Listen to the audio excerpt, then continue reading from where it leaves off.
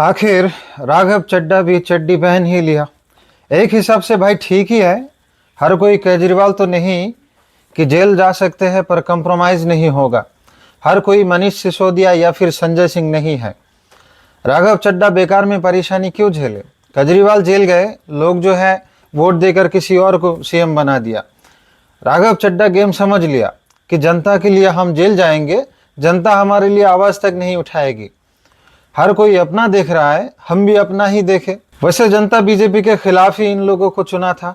Personally मुझे लगता है कि ये गद्दारी है, क्योंकि जनता बीजेपी के विरोध में आम आदमी पार्टी को वोट किया था। अभी आप उसी से जाकर शामिल हो गए। कभी खुद कहते थे कि बीजेपी अनपढ़ गुंडों की पार्टी है, अब खुद अनपढ़ों के झुंड में शामिल हो गए। प्रकाश राज एक्स पर लिखा है कि पुलिस फोर्स छोड़ रहा हूँ क्योंकि पुलिस में अब वो क्रिमिनल से फाइट करने का कोर वैल्यू नहीं रहा, इसलिए मैं दाऊद इब्राहिम को ज्वाइन कर रहा हूँ। क्या गजब का ट्रोल किया है। आम आदमी पार्टी कभी अन्ना आंदोलन से शुरू हुई थी। आम आदमी पार्टी ने चुन चुन के शिक्षित और ईमानदार लोगों को अपनी पार्टी में शामिल किया था, पर अब ऐसा लग रहा है कि जैसे ईमानदारी का भी एक्सपायरी डेट होता है। क्या पता कभी ईमानदार था ही नहीं। ईमानदार तो वो थे जो ईडी और सीबीआई के डर से घुटने नहीं टेके। ईमानदार तो वो थे जो ईडी और सीबीआई के डर से कंप्रोमाइज नहीं किया, बेवजह जेल गए। जेल जाने वाले लिस्ट छोटी हो सकती है, लेकिन ईडी और सीबीआई के डर से घुटने टेकने वाले लिस्ट बहुत लंबी है। हमारा सीएम हिमंत विश्व शर्मा सबसे चर्चित नाम है। कांग्रेस में थे। 2014 में शारदा चिट फंड घोटाले में सीबीआई ने उनके घर पर छापा मारा, उनसे पूछताछ की।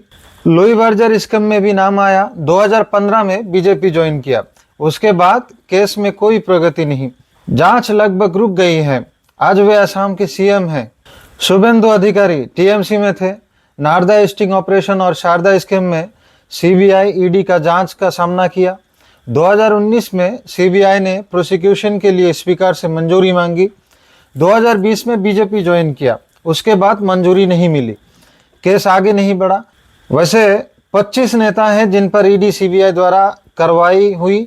बीजेपी में शामिल हुआ, फिर केस आगे नहीं बढ़ा। बीजेपी को वॉशिंग मशीन पार्टी ऐसे ही नहीं बोलते।